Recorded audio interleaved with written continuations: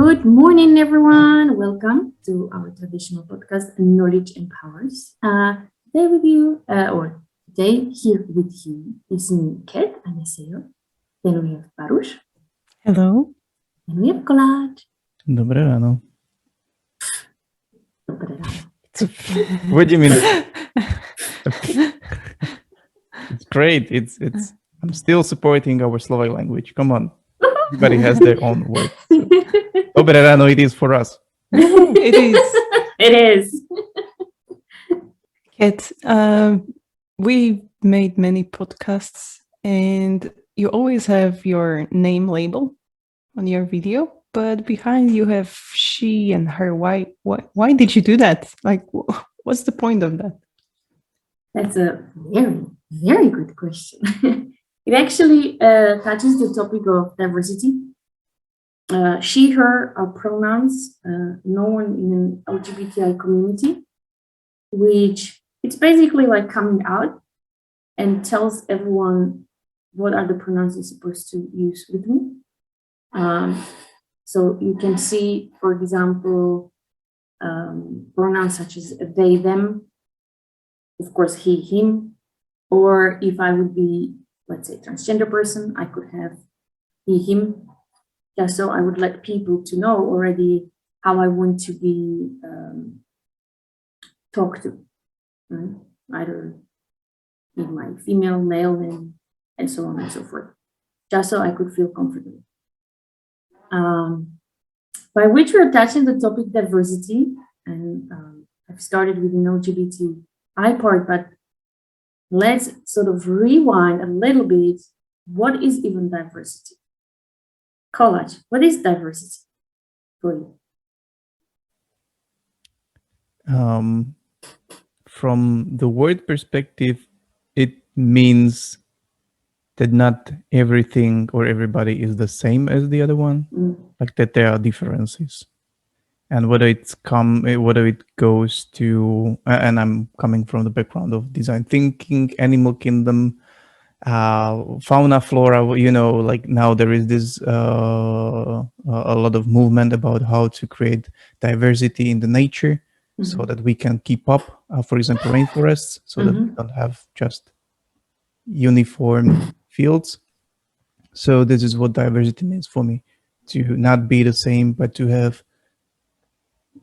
units. I'm going to call it units because, again, like very spectrum of different character, thinking, feeling, forms, whatever we talk about it. Baruch, what does it mean for you? For me, I didn't look at it so globally as collage, but for me, within the company environment, that would be like, as a former leader, I would say that you have different kinds of colleagues within a team, and those differences are supposed to be celebrated and beneficial, not just for the company, but for the people themselves. You can learn from others. You can see how other people live, maybe get inspired, learn to work together, etc. I'm gonna now use the, let's say, every letter of the word diversity. And I'm gonna read it because I have like a slide out of it. So, different individuals valuing each other regardless of skin color, intellect, race, gender, talent, disability, or years. Diversity. And our former colleague, Diana, I loved her sentence that she always used, and that was, she always said, exclude no one, include everyone. And that one sentence really, really says like everything. And it is connected to work or basically in any environment. And it's really said that the more diversity you have, the more talent you have, the differences that actually can move you forward as a team. Because if everyone in your team thinks the same, works the same, you just reach the status quo and you're not able to move anywhere. And that's why we should have diversity. And diversity really is talking about, you can hear many companies currently are trying to have equality, that same percentage of women versus men, same percentage of women and men on leadership positions, or have different ethnicities, or an LGBTI community, or people with disability, age, right? So having groups of different ages and not to have big gaps between young and, let's say, elders. So it really should connect everyone. Do you think that there is something like an absolute diversity? Like, I haven't met a company that would actually reach all of these goals. And it usually, many companies creating these so-called ERGs, BRGs, business resource group, employee resource group, diversity groups. The names or abbreviations varies based on the company, how they want to name them. And usually they create the diversity group that the topic specifically struggles in the company that they are missing. So it can be, for example, in our side of Europe, can be leadership, that we don't have enough women in leadership positions. So that's the topic that the company really wants to focus and help women to grow in leadership and stay in leadership. It can be religious, it can be an LGBTI, it can be generation. So if there is a big difference, it really depends on the country specifics, and what is the biggest, let's say, an issue that the company wants to focus at. They can have more of those diversity groups if there are, let's say, I don't want to call it issues, but let's say something where you don't have all the rights, let's say, and you would like to have them, or it's missing part and you want to focus at that. You can have all, or you can have just few. But they're gonna have always something in common, right? That it's not that they are just different people or totally different groups or something like that. They are still having something in common, like mindset or work related. I don't know what. There is one skills common or something. There is one common, and that's a discrimination. All of these minority groups are discriminated, and me being white woman, or me being white woman living in Europe, I actually was discriminated. And me being a white woman living in Europe and being disabled, I've been bullied as a kid. So, but I believe every person, even you, Kovac, maybe if you would really think about it, every single one of us was discriminated, one way or the other. Maybe you just don't, maybe you never thought of it that way. Maybe you took it as a challenge, okay, maybe they're just trying me, maybe my skills, but if you would reflect, then you would maybe realize, maybe I was discriminated.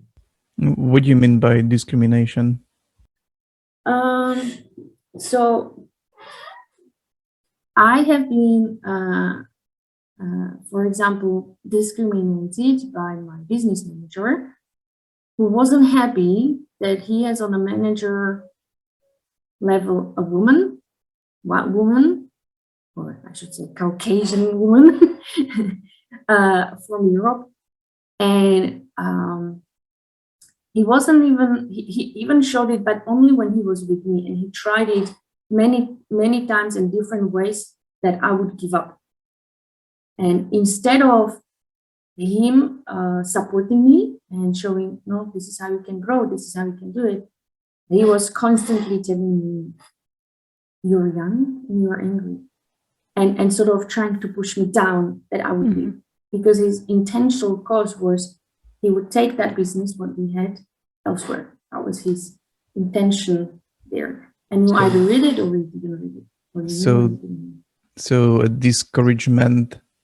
So if somebody is giving you a hard time or discouragement and prevents from collaboration, that's what you call discrimination. That's the part when sometimes you cannot distinguish whether it's a discouragement or it's a discrimination. But I could see my male colleagues, where we were all the same, to whom he gave this type of behavior and to whom he didn't. He had guys also, male, that he did not support, but he wasn't support. He gave them like, why he's not happy? You are not doing this. But with me, it was also on an emotional level. You are a woman. You are not capable of doing this. You are young and you are angry and you are this and giving me this. Whenever I spoke with the guys, he never did that to them. So discouragement based on a trait or a characteristic of the person. Yeah, I could say. Yeah. And he was always also trying to build a name or build an image that I am not competent enough. And he was telling others that I am not listening to him, that I didn't follow his orders. And as soon as I've heard it, he never told this to me, but as soon as I've heard it, I immediately brought facts. This is what I did. This is what I... Up to the point when I actually spoke with the VP, I didn't report him though. What I did wanted to ask for of VP was, can you provide me some solution? Because this is not the first time that can happen to me. It can happen to me in future. And I want to learn how can I approach such a situation, teach me. And so it actually got to the point when we all flew to one place so we could see face to face and discuss it. It's actually, yep, okay, Baruch, poď. I just want to know, how did you handle it, the solution? What was the outcome? They moved me to other position. Oh, okay. Better position, I hope. Equal one. I was still on the manager, but they just gave me a different team. Okay. And eventually he won. All the teams were fired eventually. Okay. We moved that business where we wanted. It took a couple of years, but eventually he won. Or he won. But that's already politics behind, so. I want to touch one thing which you were mentioning, and that's, how did you call it? That he didn't see you competent enough. Mm-hmm. And there is something, there is this theory designed based on the empathy, like who we can empathize with and who we can't. And it's split on two axes, actually. One of them is warmth and the other one is competence. Mm-hmm. And the warmth represents whether we like these people, like this person in general, like, okay, we are inclined towards them or not. And the other one is how we see them competent. And it's a theory designed by Susan Fiske. And she actually designed this axis with then 4 areas. Then with those who we are warmth and we feel that they are competent, like, okay, so this is a really close person to me, and I feel that she is really competent, like, for example, our husbands, wives, friends. So like if they do something great, we are proud of them. Mm-hmm.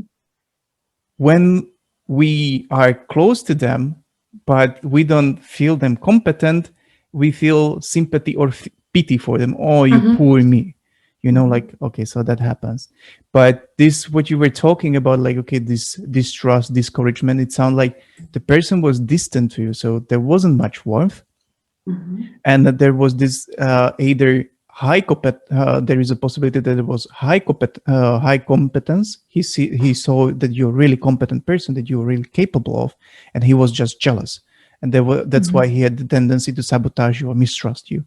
Or if there is this low competence he thought like you are not capable of, that this could be the disgust area. Like, okay, we feel disgust, we have this dehumanizing perspective of these people, reject them. So that's what happens, for example, when you see a homeless person. It's natural that you see some sort of disgust, or narcomones. You have some sort of biases there and you feel this. And it's important for you to know, why is this happening? By the way, guys, he just used the word narcomans. He means addictive people. Yeah, sorry. So it's like this. I wouldn't say even it's the first one. I think he had the goal in his mind. He wanted to move the business to his design country, and he would do anything and everything that to happen. And he did try to, let's say, sabotage my work, and he was trying to give me. I'll give you real examples. You need to make $100,000. I signed deals for $140,000 just to overachieve it a little bit more, just to show I am competent. I didn't have one single developer on bench saying that they were just waiting and they were available. Every single of my developer had a contract for minimum of 1 year assigned on projects. So I've made money, and I had every person just to show my competency. We created a brand new prototype that would be used by 14,000 users, and the stakeholders loved it, and we developed it. So there goes my competency, right? But I think that because he had his goal, I want to move that business to my people, he would do anything and everything. So I was too little in the political stage there to do anything. But what I never allowed was him to destroy my name.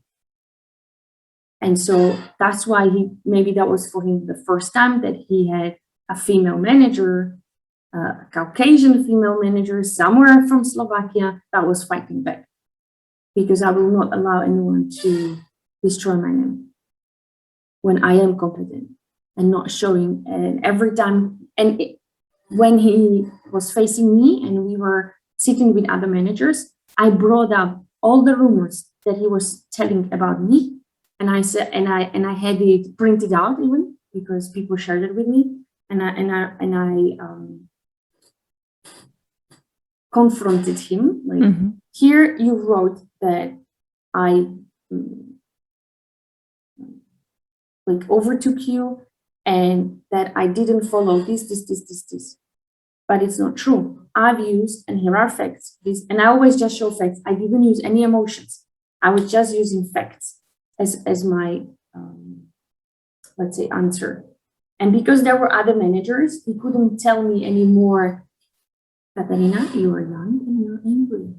And that was his sentence every time when we had one-on-one and we were closing. That was his sentence. He said it to me 10 times.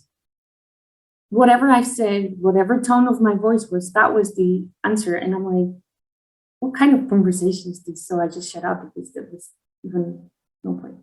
And so I used the facts as my, like a proof of the work that we really did.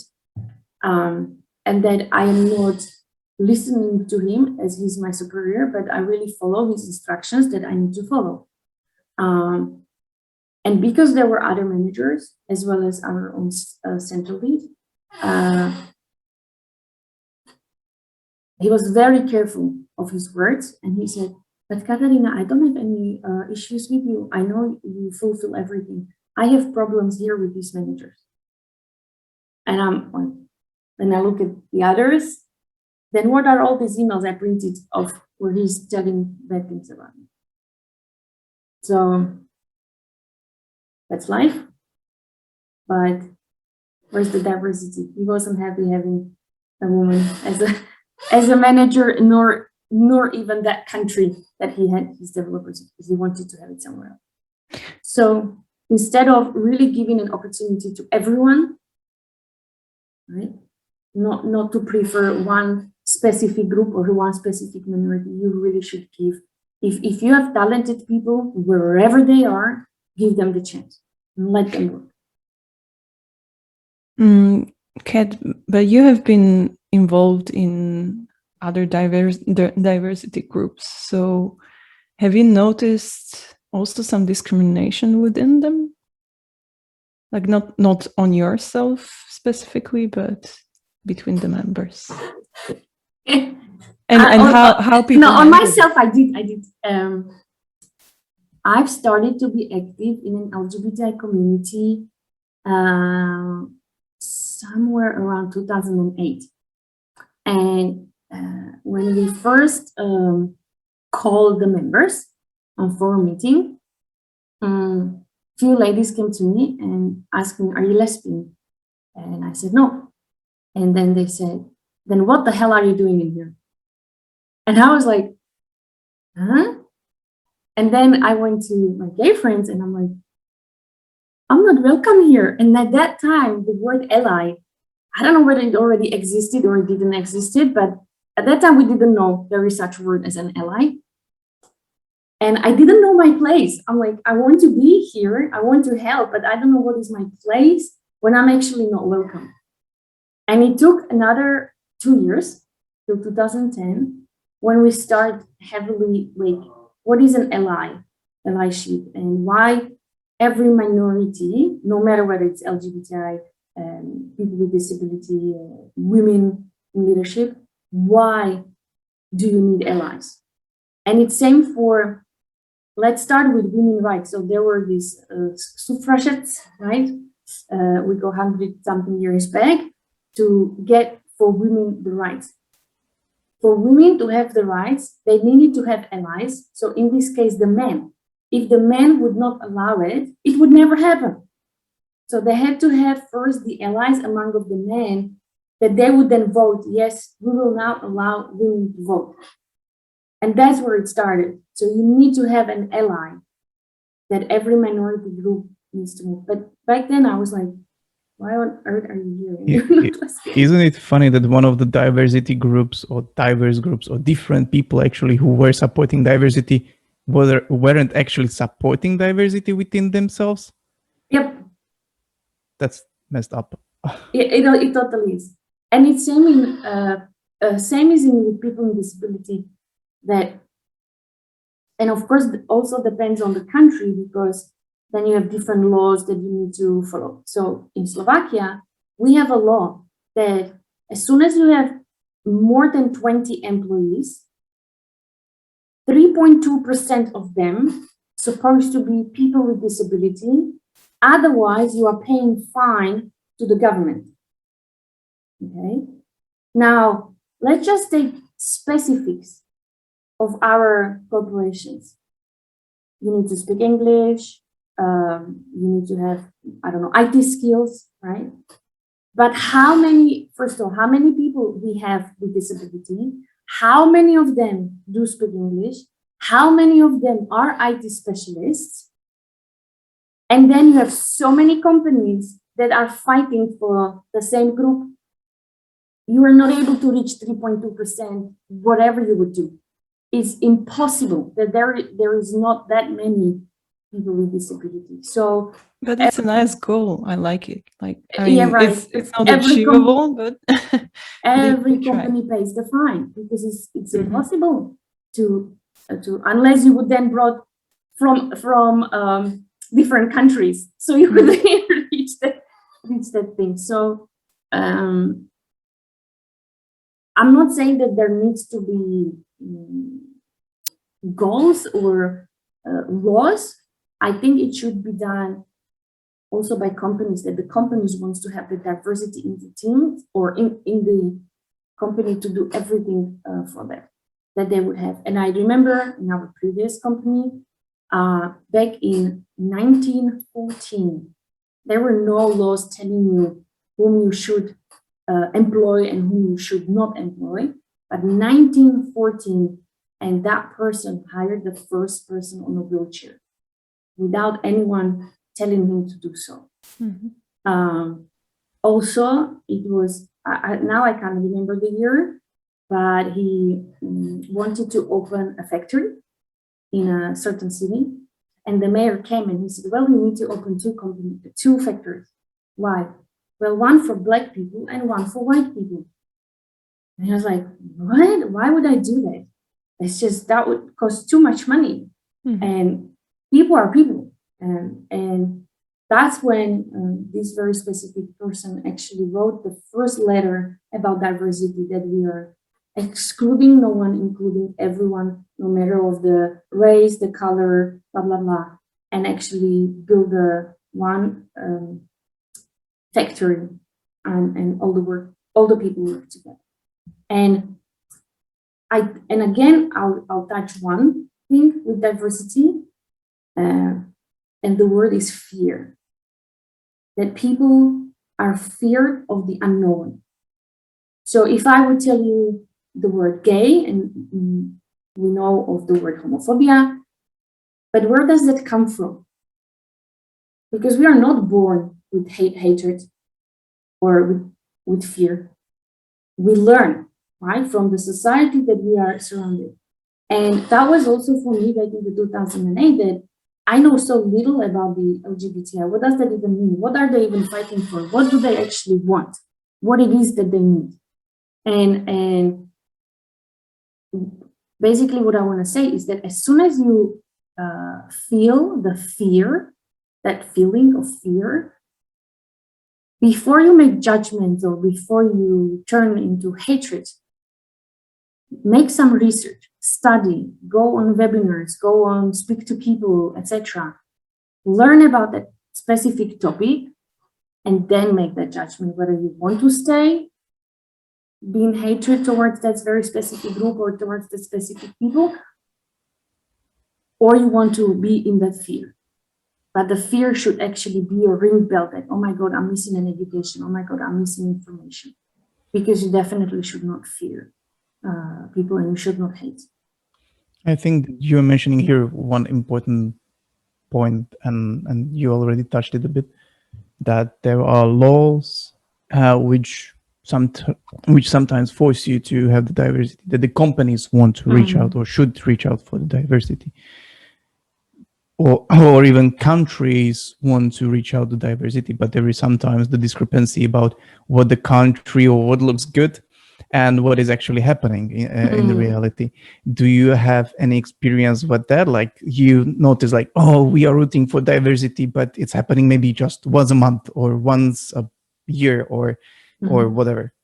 Actually, I'm also part of an NGO called Diversity Pro, and we were just discussing this exact topic that I've said these past 10 years, we have been educating and in many companies. And I like that companies apply diversity, because that means they are teaching their employees, and their employees are then spreading that knowledge further to their friends, to their families, etc.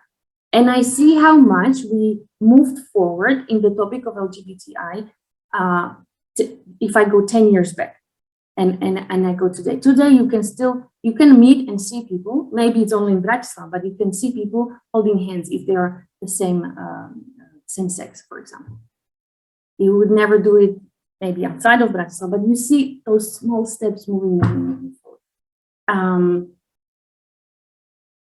However, when we discussed it in our NGO, I said, okay, now it's time that we move to the next level, and that means we need to start changing the legislatives.